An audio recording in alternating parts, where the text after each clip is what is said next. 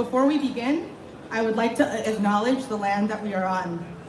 In the spirit of healing, I acknowledge and honor the original peoples of the Chicagoland area, the Three Fires Confederacy, Potawatomi, Odawa, and Ojibwe nations, as well as other tribal nations that know this area as their ancestral homeland, including the Menominee, the Ho-Chunk, Miami, Peoria, and Sac and Fox.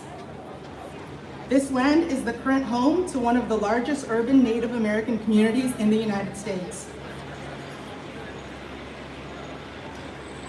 And this city was a primary relocation site during the mid-20th century due to federal policies aimed to terminate tribal communities and sovereignty. These communities are still here and present with us today. Native peoples are part of Chicago's past, present, and future. As part of the land-grant university system that occupies and benefits from the theft of indigenous lands, we have a responsibility to Native American community members at UIC, UI Health, in Chicago, within the United States, and around the world. Acknowledgement requires action. I hope all of us here can come together and commit to continue our work on building an inclusive and welcoming climate for Native and Indigenous people at UIC, and building reciprocal relationships with tribal communities. Thank you all again for being here as we celebrate the beginning of another academic year and the launch of the Odehmenan Health Equity Center, or the Odeh Center for short. To begin our program, I would like to welcome to the stage UIC's Vice Chancellor for Health Affairs, Dr. Robert Barish. Dr. Barish.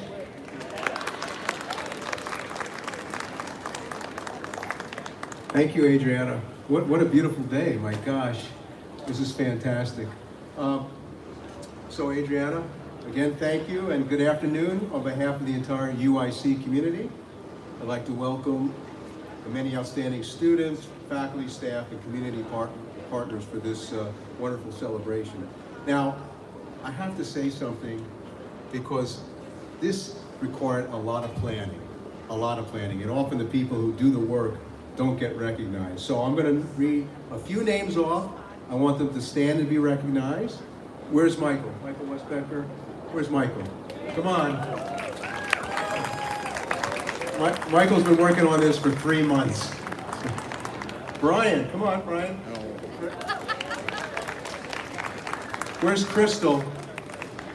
Where's Crystal? You're not here today? That's okay. Adriana, of course. And Rhea, thank you so much for the space that you provided. Thank you. So, the University of Illinois Chicago has a vibrant tradition that is steeped in our connection, representation, and support of our local communities in Chicago and across the state. UIC and its academic health enterprise, UI Health, play an essential role in the training of tomorrow's leaders in health and medicine, leading in translational discovery, providing life-saving healthcare services, and engaging with the community, which is what we're doing today.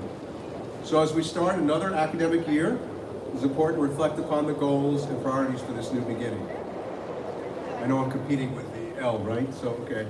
So each new academic year offers great promise to learn, discover, and achieve. It's our hope that each of our students can benefit from the positive learning environment that we can offer in the classroom, at the bench, or in their clinical rotations. So today, we are pleased to formally launch a new physical space located in the Health Sciences Library. Thanks to Rhea, thank you so much. That will foster a sense of belonging and partnership to uphold health equity in our clinical practice, education, and research. I'd like to thank the many partners who came together to make this vision a reality, and it's really been a vision that's finally come to fruition. The collaboration with the Dean of the Library, Rhea Ballard-Thrower. Come on, raise your hand. She offered the physical space in the Library of the Health Sciences, and the partnership with Vice Chancellor Amalia Pallares to jointly fund the center and help bring this important initiative to life for our health sciences community.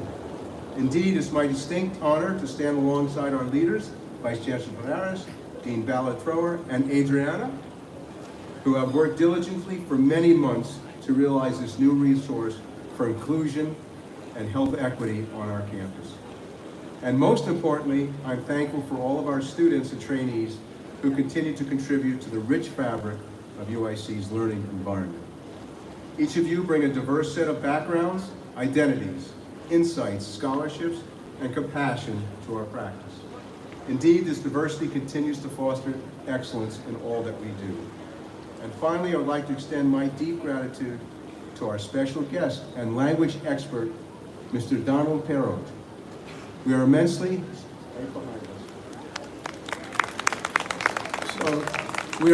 grateful for the knowledge and wisdom you've been able to share with UIC to honor and center the indigenous people of this land with the launch of this new heart space. The university is demonstrating our commitment to supporting the needs of all those who are underrepresented or underserved. As we continue our remarks, I would now like to welcome to the podium UIC's Vice Chancellor for Diversity, Equity, and Engagement, Amalia Pallares.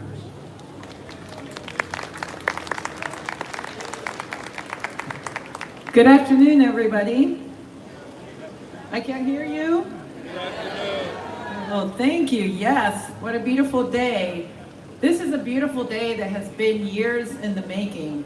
I think 3 months the preparation for this event, but since 2018 when I started, I remember starting the conversations with Dr. Barish and Dr. Michelle Myers-Kako and Dr. Kashima, and just beginning to think about a space, the importance of a space for cultural programming, for experiential education, for student engagement of students of all the health professions, where they could all come together. And that was so important because we have 7 centers for cultural understanding and social change at UIC. Could all the people from our cultural centers raise their hand? We have many of you here. Wonderful centers. But we did not have a center, a space, a permanent space where they could do their programming here on the West Campus in Health Affairs for our professional and graduate and undergraduate students here. And we couldn't be more excited. Those conversations started in 2018. I think when the Health Affairs College developed its anti-racism program and goals in response to the murder of George Floyd, the summer of 2020, was when the conversations intensified, and Dr. Barish and I said, let's partner on this, let's do this together. And then there was an amazing team of some of the people that Dr. Barish has mentioned, Michael Westbecker, Brian Tibbs, but also Michelle Myers-Kako, Margaret Moser, on my end, Jay Mueller, and all the different people in both our offices who made today possible, and of course, Rhea Ballard-Thrower, who's gonna speak right after me, who said, hey, I've got this space in the library. And then the work started in terms of building it out and making sure that it was a welcoming space for everyone. I also want to talk a little bit about sort of the name, I think a lot of people, but I first want to recognize one key person. When we decided to do this together, the beginning of it was really creating a position for a director of diversity, equity, inclusion, and health affairs. And doing that search and saying, we have commitment to anti-racism on this campus, and we have a commitment for a space that's going to be a reflection of that and of health equity. And we hired Adriana Black, whose passion, commitment, engagement, brilliance has really led this effort to get us here today. We could not be more excited and grateful, Adriana, for all your work. And having said that, I also want to briefly talk about, you're going to hear from our language expert and consultant, an elder member of the Potawatomi Nation, Donald Perrot, who Dr. Barish talked about, but we have many members of the Native American community here today with us. If maybe you can raise your hands, maybe not all are heard me, but we have people from Northwestern, we have people from UIC, we have people from the American Indian Health Services, and we are so excited to have you here because for us, as our website says, acknowledge is a verb. We don't do acknowledgements unless we're also committed to action. And we have already engaged in many actions, but we can do so much more. And for us, the naming of the center with the Potawatomi name is not only symbolic, it will not only be symbolic, It will mean that we will continue to engage in commitment to the Native communities in Chicago and UIC and in the country. So, yes. And one of the last things I guess I want to say is that for me, my goal has been for all the students that are here. Do we have students here? Raise your hand if you're a student. Yes, thank you for coming. It's so exciting to see you here. Please eat. Please visit the center when it's going to be open across the street very soon, or maybe you're already seeing it. My goal has been that since I started in this role, is that UIC should not just be the university where we say you are welcome here, but to say this space was built for you. This space was built for you. Everything is here to welcome you so that it can be a space for cultural programming, experiential education, multicultural, intercultural, intersectional, centered on collective community building and on reflecting on what health equity is and means, engaging in words and lectures, but also in actions, where students, faculty, and staff do not have to choose between their cultural and their academic identity, but can proudly be both, can be who they are and become who they want to be, where community voices, production of knowledge, and cultural expression can come together, and we can experience it and engage with each other, having different visions and perspectives, but one shared heart, where we can all grow and learn together. And Odehmenan means this heart of ours. May it be so. Thank you. And now I want to introduce Dean Rhea Ballard-Thrower. All right. Good afternoon. I am probably 100% certain that I am the only dean at UIC who has about a 22-inch by 31-inch frame photo of Prince on the wall in my office. And there's a reason why I have that. It's because, not just because he was just a musical genius, but because he was willing to push boundaries. Right? You know, things we think about today that are quite kind of the norm, but back then, people literally were like, what the hell? I mean, you know, the high heels, the makeup, the androgynous personality, all of those things that Prince embraced and did, and it was because he just didn't recognize where he was at that moment. He was looking at where we should be in the future. And so that's the reason why sometimes people would say, why did the library get involved in this, right? You know, because traditionally when people think of libraries, we know, those of us all who work in libraries, first thing you thought of, book. This is what people think, right? And even honestly, if you look at the nomenclature, when you look up the word for library, the Latin root means book. Okay? And so it's quite obvious that people would automatically think that. But those of us who are here, who work in libraries, we know that you can put 100 of them on a shelf, 1,000, millions of books on a shelf in a building, and that's a warehouse. Okay? That is not a library. Right? So what makes it a library is you. It's the reason why we do what we do. You know, because we want to connect with our researchers, our clinicians, our faculty scholars, our students, the community, those outside of our boundaries that we can reach through the internet.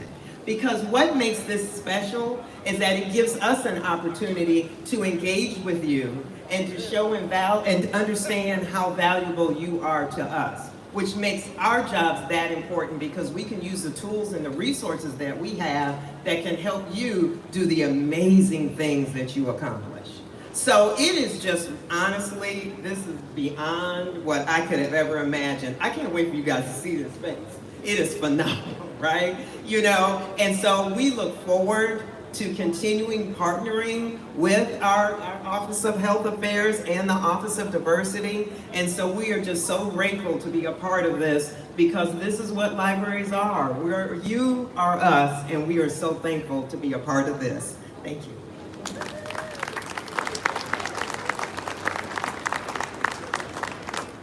Thank you so much. Greetings once again. As we turn our attention to the more formal dedication portion of our program, we have the honor of welcoming two special community guests. Mr. Donald Perrot, or Naash Shanau, meaning warm wind from the south, or south wind. He is a Potawatomi elder, language expert, teacher, veteran, and writer with over 40 books published and a Potawatomi lexicon 9 years in the making, soon to be released. Donald has helped bring to life a meaningful name that helps to capture the essence of the collective work that will be happening in this space at the intersection of health sciences and cultural diversity. Additionally, the School of Public Health student and president of the Indigenous Graduate Student Association, Zoë Harris, a citizen of the Mashpee Wampanoag Tribe, has been an invaluable student voice from the initial idea of this center's name in bringing intention to the centering of Indigenous community in our approach. It was a mentor and a dear friend here with us today who gave me the initial idea of this in Potawatomi. I then presented this idea to Amalia over lunch and thinking about what word we could use to translate and name part of the center in Potawatomi. In chatting with Amalia, she discussed the word heart. The heart is both the core organ of our anatomy, while also calling us all in to engage in heart work and heart space with one another to be able to better take care of oneself, while also taking care of our patients, clients, families, and communities. After various meetings with Native communities, both within and outside UIC, it was Zoe who told me that I needed a language consultant as soon as possible. Not knowing if he would respond, I found Donald on LinkedIn. To all those students out there with LinkedIn trying to make connections, it works. Donald, I wasn't sure if he was gonna respond, but within 4 hours, Donald responded saying, "I'm curious, I would like to know more." And we have been meeting at least bi-weekly, many times weekly, over the course of the last 5 months. And those meetings have easily become the best part of my week. Before I pass it on to Donald and Zoe, I would be remiss to not thank my other partners in this. First and foremost, Michael Westbecker, Brian Tibbs, and Crystal Willis. I hope you all truly know that none of this would have happened without you. What I have enjoyed the most in this fun process is that we have looked to implement our own 5 core commitments of trust, health equity, cultural humility, community care, and flourishing into all that we do. Every last detail, even the strawberry stamps that everyone is using to go from station to station. I would like to thank Margaret Moser and Jay Mueller. Thank you both for your unwavering support in making this happen from day one. To our library group, especially Rhea Ballard-Thrower for your kindness in gifting this space, and everyone in the Library of Health Sciences for their patience with our constant construction, remodeling, painting. There's still some work going on, so thank you all so much. To our College of Pharmacy friends, especially Bethany Elkington and Tristesse Burton, you both are truly a delight to work with and have taught me so much more about plants. My mom is a hardcore gardener, and I think she's tuning in on the live stream right now, so this has probably been the favorite part on her end on what I've learned during this process. Please everyone check out the activity station to plant your own seedling and read more about the 4 sacred plants that are all present in our garden today. And read more about the significance of the strawberries. Huge shout out to Cindy Starr from the American Indian Health Service of Chicago who made this suggestion. And finally, to Drs. Barish and Pallares, thank you for trusting me and this team when we floated this vision for this space by you all last winter. It means so much. And now I pass the mic to Donald and then Zoe. Donald.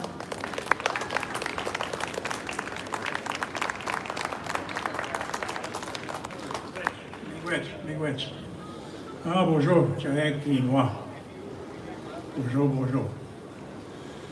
Ikaw yung doon omok na uda po dewad mimun aginiyan. Aginingoyan na uda shishmun is na kadek.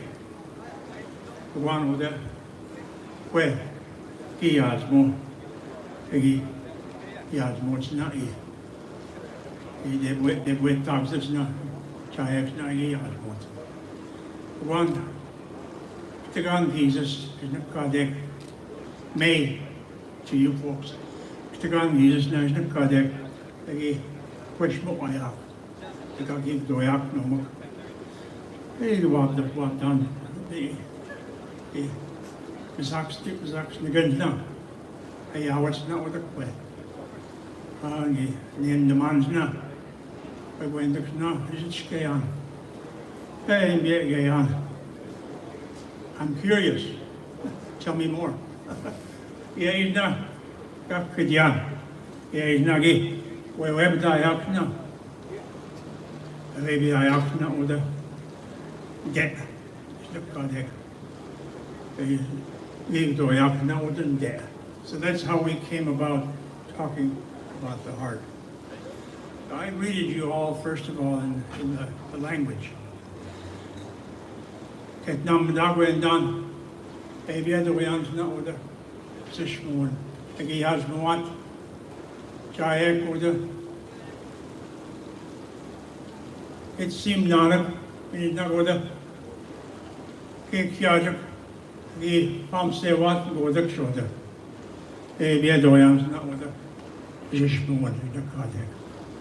So I'm really proud to bring this language back to this place because at one time they were all here and they spoke common languages that everyone understood.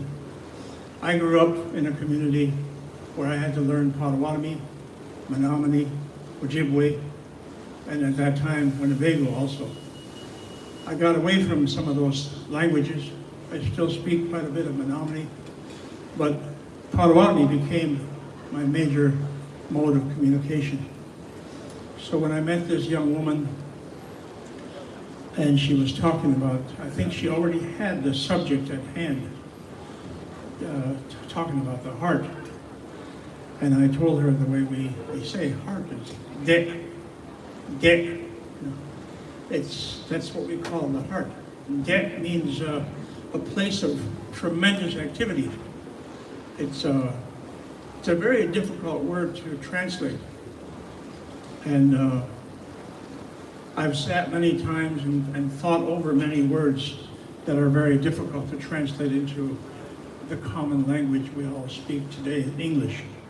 Because not everything translates over the way we want it to sound in the proper syntax and everything else that some folks are so accustomed to.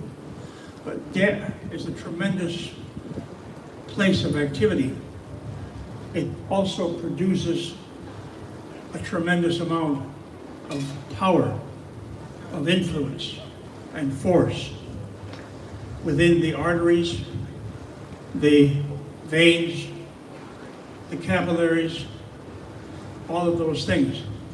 I became a firm believer in that when I had to go through my first, I had a heart attack in 2000, and I had my first stent in 2000. In 2002, I went through open heart surgery and had three arteries replaced that were taken from my legs. And so that forced me to really begin to understand what the heart does and how the heart operates. And that was in 2002. We are in 2023 now. I have outlived everybody that had surgery on that day. There were 11 of us, I believe. The other 10 passed away from pneumonia. Now, I've had pneumonia 3 times. I've had COVID 3 times, and I've survived all that because I don't smoke, I don't drink, I don't do a lot of things that people do that live in this society. And I believe that that's one of the reasons why I'm here today, to be able to talk about the heart. As we talked about the heart, we talked about Odehmenan. Odehmenan means the heart that belongs to all of us. Manan is all of us, ours in other words. So I felt like she had to have a complete knowledge of that, a working knowledge, before she could probably even talk about that. Now they were talking about the simplicity of just a center, but I began to explain to them that it's far more complicated than that. And I began to talk about the heart and what the heart does for the human body. And so it does, we can look around us and we can see the many buildings and many departments of this university. And that's what's going to happen. All of that is going to center around this place that you called Odehmenan. So we shortened that to Odeh. Odeh means our heart. So that place we're going to go to visit here in a few minutes, that's our heart. That's the place of our heart. And I hope that all the students who are here, if you're taking part in that, you'll be able to understand what we're talking about. When you walk in there and you see that mural is something that Miguel and I kind of came up with. He listened, he perhaps read some of the things that others wrote, but that is a perfect replica of what I was thinking when I was talking about the heart. It represents how busy that heart is. And I'm hopeful that that center will be just as busy and will produce the kind of students that we'll all be proud of. Yeah, that's going on. One of the just one is not contact. Odeh mean down.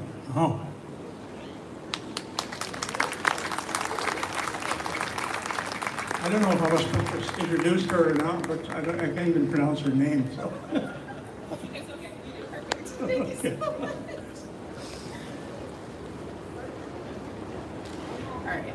I'm going to keep this short and sweet so we can keep the program going. But Winikisa Kanata Sui Zoë Harris Wapan Kimiwat Nutamas Masibiat Karanatai Chicagoet Manat Katapa Tontamawish Wachiwami Makionish Katapa Tontamawish Wachi Nunita Natontonat Anach. Good afternoon, everyone. My name is Zoë Harris. I'm a citizen of the Mashpee Wampanoag Tribe, and I currently live here on 3 Fire People's Land in Chicago. I am a community health sciences PhD student here in the School of Public Health, and I'm also the president of the Indigenous Graduate Student Association here at UIC. And after introducing myself in Wampanoag, I also thank the Creator for all they have given me and all they have given us, and including a good mind to learn with. I want to start by thanking Adriana for all the amazing work she has done to get this center started. Adriana has provided a perfect blueprint for how to build community from the beginning of a project. Everything was done with so much care, from bringing in Indigenous voices from UIC and the larger community, down to having lunch that was catered by an Indigenous chef. And I've only been at UIC for 2 years, but this is by far the most welcome I've ever felt as an Indigenous student since I arrived. Despite having one of the oldest Native American support programs in the country, UIC trails behind other institutions when it comes to recruiting and retaining Indigenous students.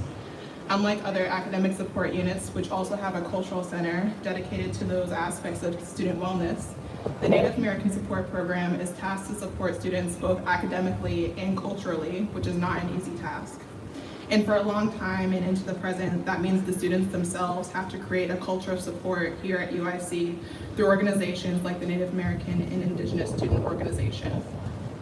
I started IGSA with other students last year because we saw that there was still more work to be done to support Indigenous graduate students. For example, although federally recognized tribal citizens are eligible for in-state tuition for undergrads, regardless of program, that same opportunity is not given to graduate students. When you consider that only 20% of all Native people have a bachelor's degree and only 8% have a graduate degree, you really want to make sure that you keep the students that you have. And that's why I'm so grateful that this new space can be a home for all the health sciences students, but really any Indigenous student who comes onto this campus, so they know that they have a friend and a safe space. And this center is really just one step in actively supporting Indigenous students here on campus. I look forward to seeing other departments follow the very large footsteps that the Odehmenan Center has made to support not only Indigenous students, but really all students on campus. And I'm very excited to be putting a cedar tree in the garden here today. The cedar tree is a symbol of wisdom and longevity and strength in my tribe and among many other tribes in the United States and beyond. So I really do think it's a perfect relative to add to this garden, and as the center starts its journey here at UIC. Thank you. So if y'all could turn your attention to this corner over here to my left, we're going to be ceremoniously planting a cedar tree. Thank you.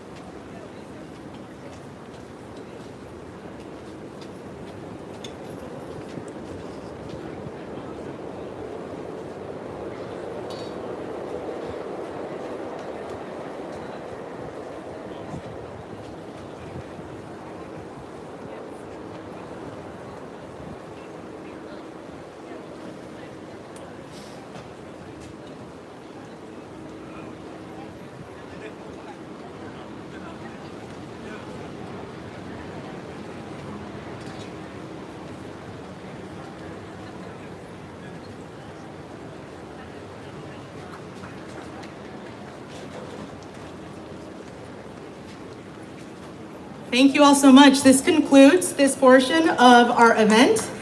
Now we welcome you to join us to cross the street to the Library of Health Sciences, where we will be able to inaugurate our mural and do a ribbon cutting for our new center. So we hope you can join us there and have a conversation with our linguist, Donald, and our muralist, Miguel. Thank you so much.